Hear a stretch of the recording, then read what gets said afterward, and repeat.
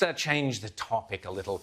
Australia Post, their CEO, Christina Holgate, took home $2.5 million last year, which makes her one of Australia's highest paid government officials.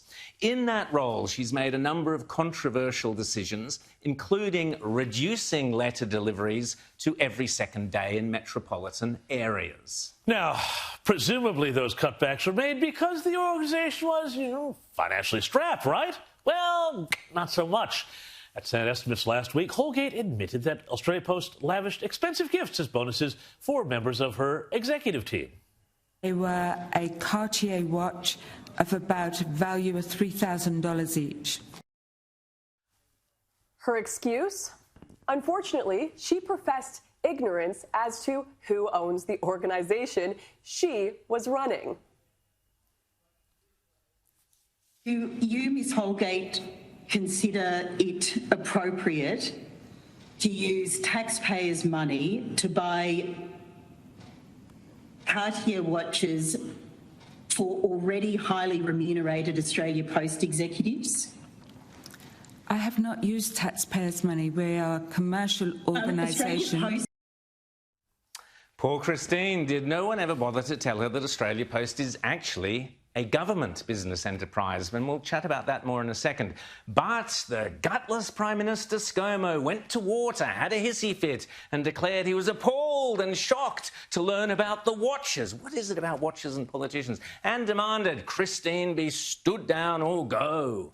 Sniffing the breeze, the Australia Post chairman Lucio Di Bartolome did a nifty bit of footwork and released a statement saying, quote, "A check of board papers and minutes from this period shows the then board was not asked to approve or note the purchase of those Cartier watches." On top of which, it turns out that the watches had cost even more, $19,950, not the $12,000 Ms Holgate had originally claimed. But in her defense, a difference of $8,000 is easily missed when you're paid $27,000 a week.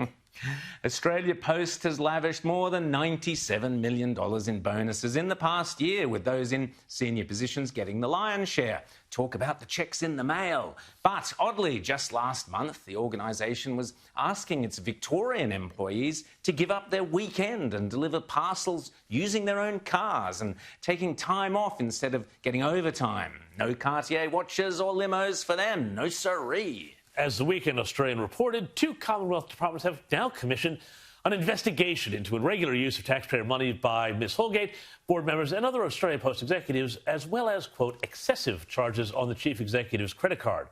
From November 2017 to June this year, Holgate spent $88,000 on her credit card, while $287,000 was spent in the last year on a card used by her office, including for private hire cars.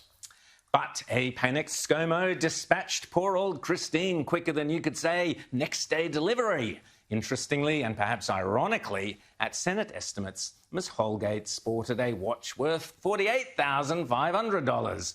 She lives on Sydney's North Shore, but when appointed CEO, announced that she'd buy a terrace in upmarket East Melbourne so she wouldn't have far to go to the office. In 2015, she bought a $5.2 million beach house, and at her wedding the following year, she spent $28,300 on flowers alone.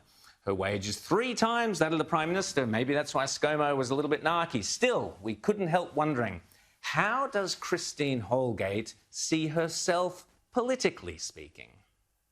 And I am a socialist in my heart,